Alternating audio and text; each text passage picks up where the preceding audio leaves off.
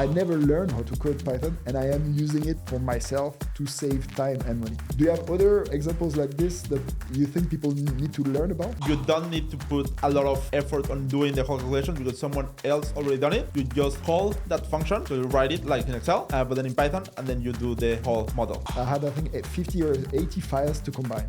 And I went into ChatGPT first to ask ChatGPT how to combine the 80 files in one file. ChatGPT gave me the line of code for Python, which was like 3 lines. I go in Python, I press play, and I had the file. So definitely I think it gives 2 very big advantages for finance professionals. The first one is to save time, because with utilizing Python, you can automate a lot of things. You can automate the consolidation of files. You can automate the cleaning of your files. If you want to put them from one format to another, if you want to put them in slightly different like columns and so on, you can do that in seconds with Python.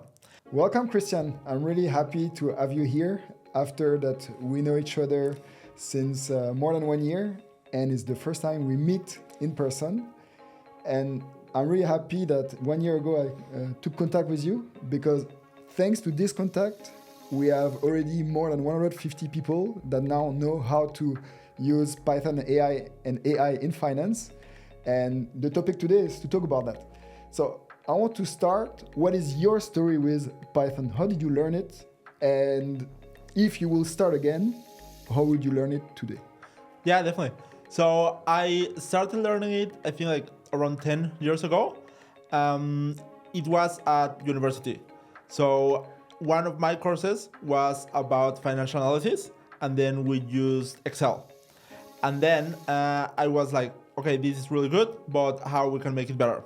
So then they taught us a little bit of VBA, so the coding language behind Excel. But then I was still not satisfied with that. So then I kind of like shifted my entire course to be more into a master's degree in data science. And then the main thing that they taught there was Python, so Python programming. In there, it took me around, I think, 2 or 3 years to really know how to utilize like Python, like this technology. And even it took me, I think, like 2 weeks of courses just to load the first data into Python and to download the entire suite that you needed 10 years ago in order to run Python on your computer. So repeat that, you had to like wait 2 years and then after 2 weeks to, wow. That's why I never started to learn Python. So now, if you had to do it again, how long? So now, the main thing I think is like with 20 minutes, people can learn what I learned on those 2 years, let's say. And that's because of ChatGPT, and also because of Google Colab. So if you combine these 2 technologies, then you can really utilize and use this power of artificial intelligence and Python for your finance profession. And I have to say thank you, because of this technique, this is something Python I had always in my agenda on things to learn. And thanks to you, I learned it, like you said, in 20 minutes. And that's like, finally, like I'm now using Python. And I'm so happy that you told me that. And I think it's really underrated, Python. So as you have been using since really long, and you have also using it in real companies, you have seen also a lot of people using it. Like, if somebody doesn't know yet what they can do with Python and why they should learn it, what would you say to these people? Yeah, so definitely I think it gives 2 very big advantages for finance professionals. The first one is to save time, because with utilizing Python, you can automate a lot of things. You can automate the consolidation of files. You can automate the cleaning of your files. If you want to put them from one format to another, if you want to put them in slightly different like columns and so on, you can do that in seconds with Python. And the second one is augmenting the way you do your analysis, especially in FP&A, let's say. Because with utilizing Python, then you go out of those normal and typical analysis on Excel of like run rate, even gut feeling, sometimes to do forecasting. And then you are able to really utilize artificial intelligence and machine learning algorithms in Python. So, and that's one thing that people, when they ask, oh, how can I use AI in finance? The only thing people do right now, like I would say 95%, they start using ChatGPT in finance, which is super good. And that's what we teach. But once they have used ChatGPT, they feel the limitation of the real work of finance, which is calculating, because ChatGPT not good for calculating. And what they need actually is what you said is to reuse AI in finance is to use Python. So can you explain to people why? Because I think it's a concept that it's underrated, that the real lever to use AI in finance is not ChatGPT, but Python. Yeah, definitely. So I'll explain it like this. You can use ChatGPT mostly to talk to the model and to generate text. You can generate outputs. But then if you do finance, you normally do calculations. And that's why everyone is using Excel right now to perform those calculations. So how I explain in Python is basically just like Excel, but on steroids. So you can do everything that you can do in Excel, but faster and better. And also things that you cannot do in Excel, then you can do them now in Python. There are some simple examples. For example, in Excel, you can just have 1.4 million rows of data. Then after that, you cannot have more data in there. But then even before that, your Excel will start to be very slow. It will take ages to load and so on. With Python, you avoid all of that. That basically you can really utilize big data. And then as I was mentioning, there are a lot of other things that it cannot be done in Excel, like real machine learning forecasting, for example, even statistical analysis that, again, in Python, then finance professionals can do. So you mentioned machine learning, which is like a big buzzword. And I think people are also scared because they think it's not for them. Like they think it's a data science term and specialist term. But how can somebody who never learned machine learning can use machine learning for finance today with the tools and technology that is available? Yeah. So one of the main things is that I think finance professionals need to realize that they have already utilized machine learning. So most finance professionals have had any type of sort of statistical either knowledge or actually practice that was already part of machine learning. So a lot of forecasts are done right now with, let's say, linear regression. That is just basically trying to predict what will happen in a linear fashion. That's already machine learning. So a lot of finance professionals, they have done forecastings and they are implementing that. They just don't know it yet. And the main benefit of knowing that you are already utilizing some machine learning is that you won't stop just in linear regression, but you will learn all the more sophisticated algorithms, when to use them, and how to improve your forecast and your analysis. That's funny you say that, because as linear regression was a word that was coming more and more when I was studying a bit for myself machine learning. I was really looking, okay, what is really linear regression? Because again, it's a word that is people hear and they get afraid. It's really complex, the word, to understand what it is. And I would tell my example what I think it is, but you can correct me because I'm not the expert on this. For me, for example, looking at last year's seasonality of your sales, let's imagine that you have a peak in March and then in August, typical companies, like a lot of days to work in March, and then in August everybody is on holiday. Well, and you say last year I did 120 million. Next year you say I want to do 150 million in sales. Then you can use the seasonality of last year and apply it to the 150. And my understanding is that this is linear regression. Is it right? In a way, yes. So it's machine learning as a whole. With seasonality, it's a little bit more complicated. So you do need a little more advanced models.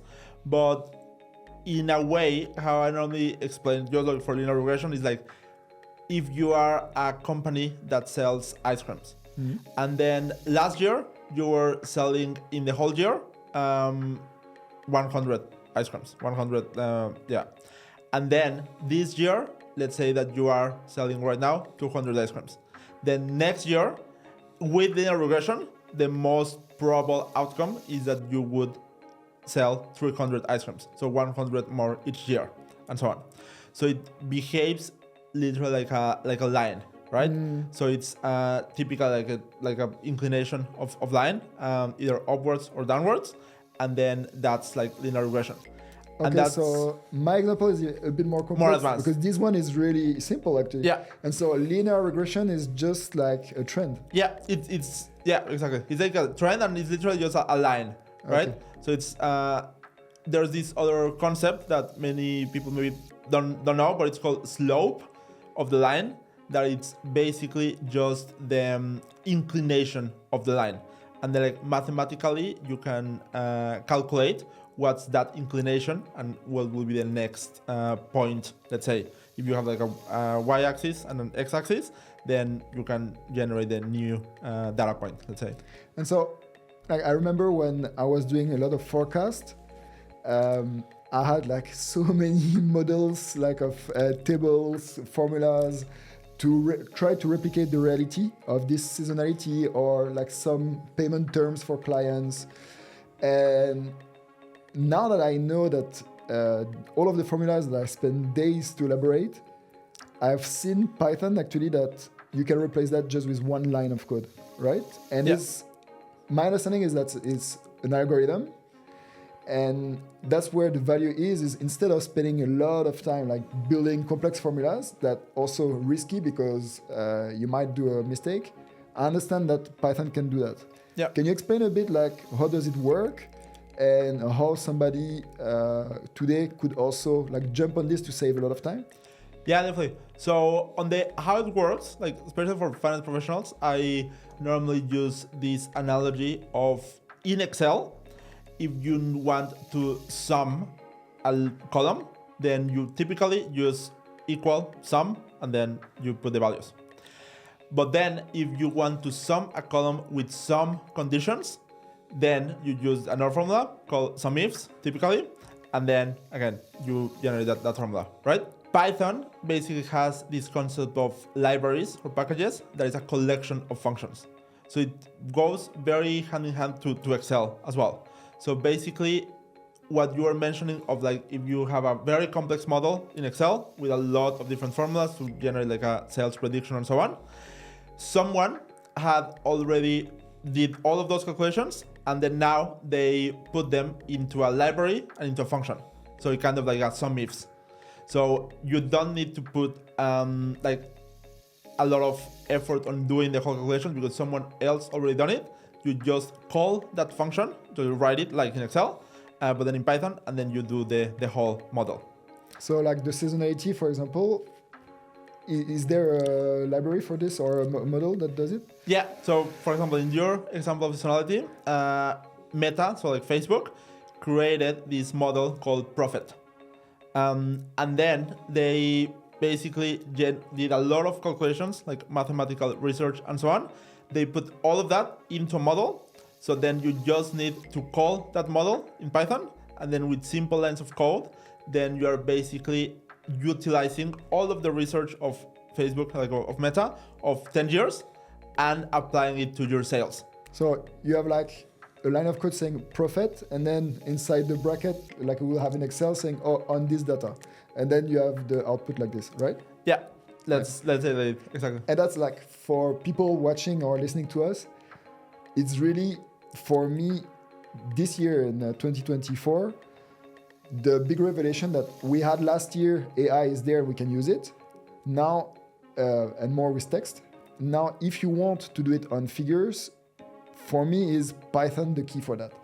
And you can, like you see when in ChatGPT, when you're in the ChatGPT 4, ChatGPT is not calculating, it's asking Python to calculate for itself. And if OpenAI, where you have like the best brain in the world working for them, if they have thought that this is the best way, like it has to be the best way. And that's what we teach also to people in our course. And I wanted to explain that to people because I really feel if you want to unlock the AI for finance, you need to go through Python. But the good news is you don't have to learn how to code, right? And can you explain how you do it now, like before do you still code with your hands or how do you code now? Yeah, so nowadays, the main way that people can get code is via ChatGPT, at least the initial code. Then you can apply further logic. But then if you are learning it, then by all means, you don't need to learn the 2 years that I did before in order to start utilizing it. You can learn a couple of hours how to really extract that code from ChatGPT, where to put it, how it works, and so on a little bit. And then you can start generating value from it. Afterwards, if you want to go more advanced, then yes, you need to apply certain logic, you need to understand, learn different things. But let's say barrier to entry right now it's almost non-existing. And that's the best thing I love in our course, when you have in the first hour when we start with Python, after we have shown how to use ChatGPT. After the first 10 minutes when people do this code, just press play and let the code running on the data. And they have not done the code like ChatGPT did the code for them. They just did a copy and paste of the code in their own environment. Press play on the data and see like the graphics going out of Python. And you see the face of people of like, wow, like I just did my first code in Python and it worked. Yeah. And seeing that for me, like in the course, is always the best moment. Yeah. Is it the same for you? That's very true. And I had that moment like almost 10 years ago as well. It took me a long time, but I had like the first time that I knew where to put my data and then be able to click play to the code and then run it. I was like so excited. So then, as you mentioned, I'm really excited now when I teach it with you, when people are able to do it in a matter of minutes, and then with their own data in their environment, then they are very, very excited. And I remember my own moment is, it was in August last year, when I put my sales, because I have digital products, so I put my sales and I asked to do a heat map on the sales to see, okay, am I selling more things in the beginning of the month or end of the month, and to which type of client? And it just like I asked the code in ChatGPT, run the code in Python on my data, and I saw a heat map like after 2 seconds, and really like 2 seconds. And I know that on Excel, if you have to do a heat map, it's like with conditional formatting, you have like, and conditional formatting is not really good for formulas. So like seeing also like these things in front of my eyes, the result of a heat map, and heat map is quite sexy because you see the result with your eyes. And you have also to think that nowadays that there is so much data. If you work in finance, your role is not anymore to give the data to other people, so to management, is to screen the data and get insights from data and explain it in the best way. And I don't know if people know that, or if you know that as well, but the brain reads a picture 60,000 times faster than words. So this is the best way to cut through the noise, is through visual. And for that, I really love Python because you can do much more than just Excel. Yeah. What is your favorite, for example, visualization that you can do in Python? So my favorite one is a box and whisker plot. That is a type of statistical analysis that you can see all of the points, the data points, and then you can see the distribution of them. And then going back to your point on really generating insights, I do think that Python is the key to generate these insights faster and better for all of our like finance teams right now. That's why a lot of CFOs, they are like upskilling their teams now in the combination of ChatGPT and Python. And what do you think is going to happen in the next months or years if people start learning Python? Do they really have to? And also, is there a tool that could replace that? Yeah, so I think like for finance professionals, they definitely need to learn Python. Not even to code every time, but then just to be able to understand what is possible, even like for their teams to utilize, right?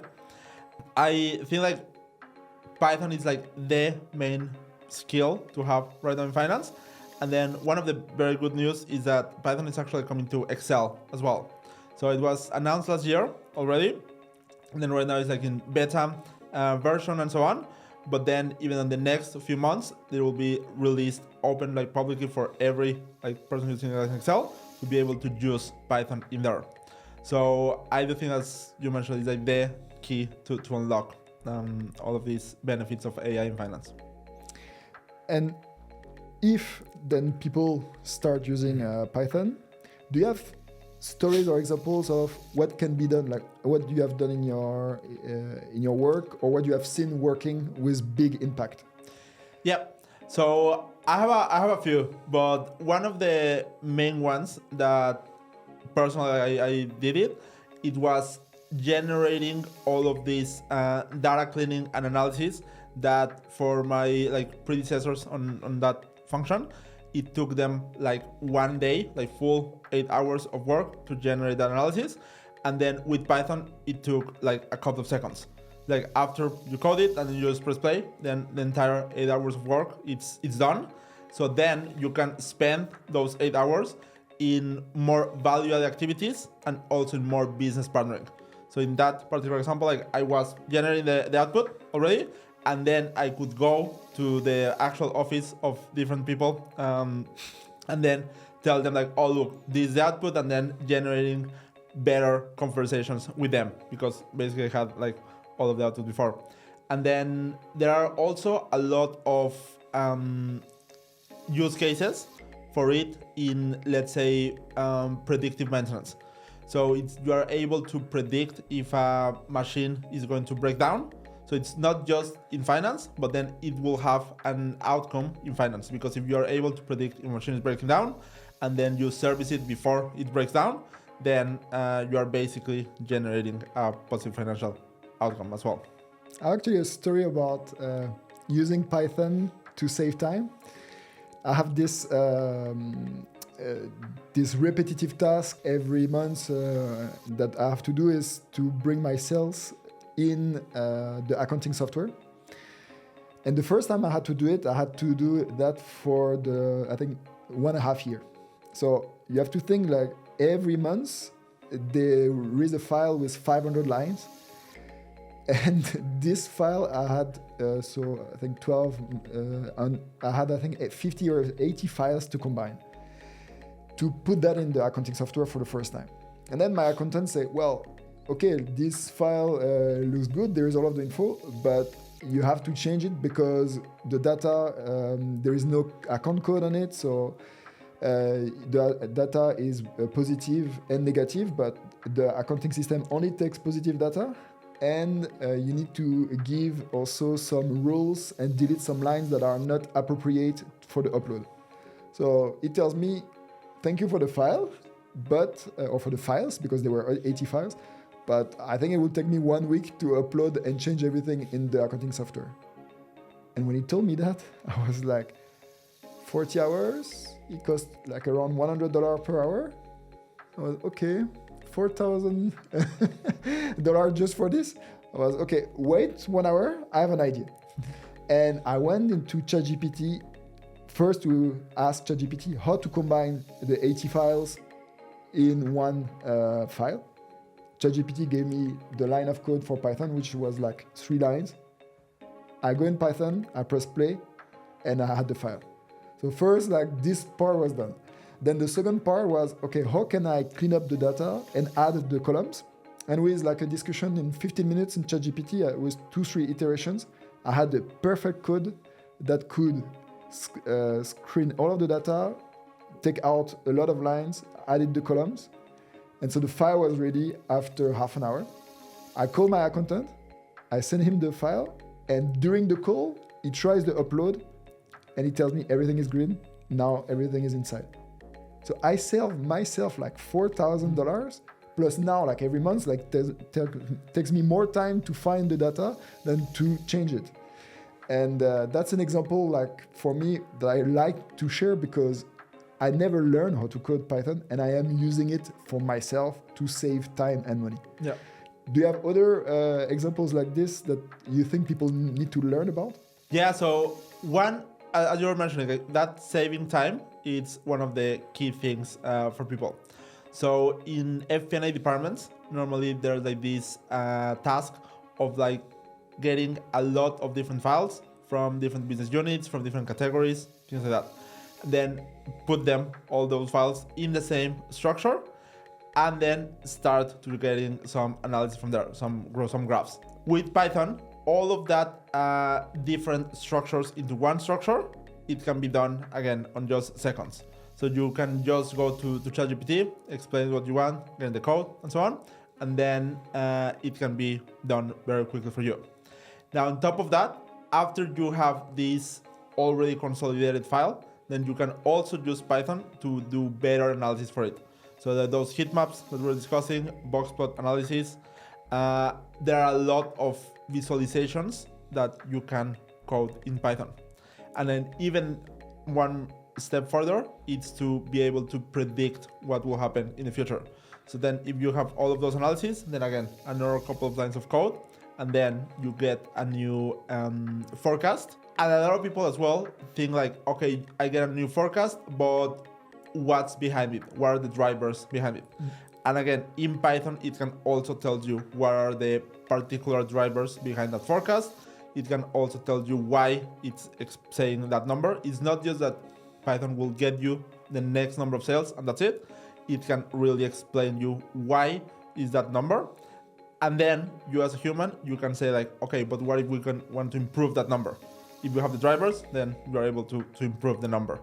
So basically, all of these 4 levels of data analytics are possible in Python, which are not in Excel in an easy way, for example. Yeah, and that's why, like, I think I said that at the beginning of this video, but I'm really happy that 1 year ago I contacted you and that we created this course and already helped 150 people.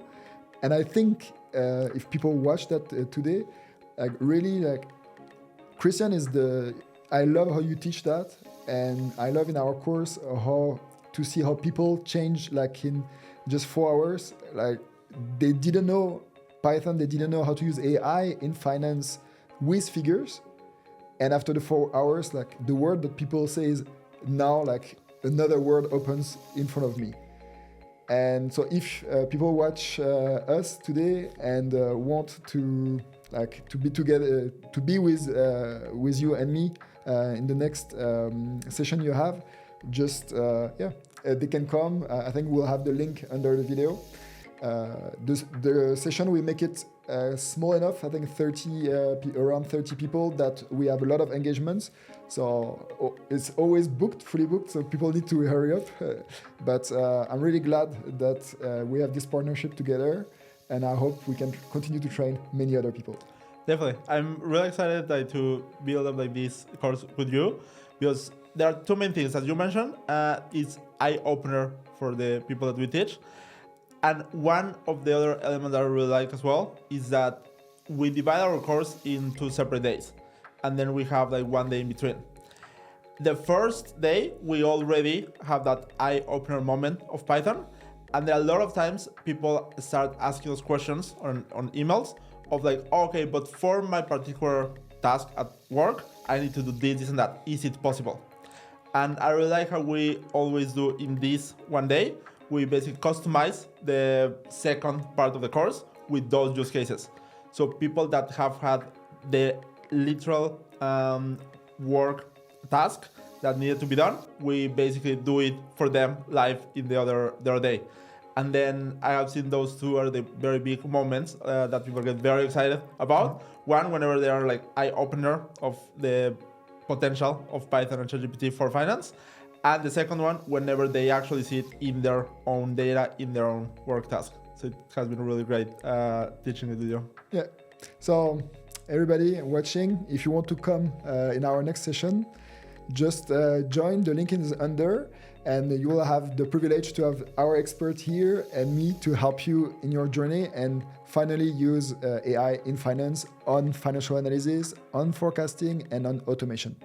So looking forward to have you in our course and to help you in your career. And that's why I'm really happy that you did this video course on Python for Finance, because if nobody knew how to start, you have this course. Can you explain a bit how is the course?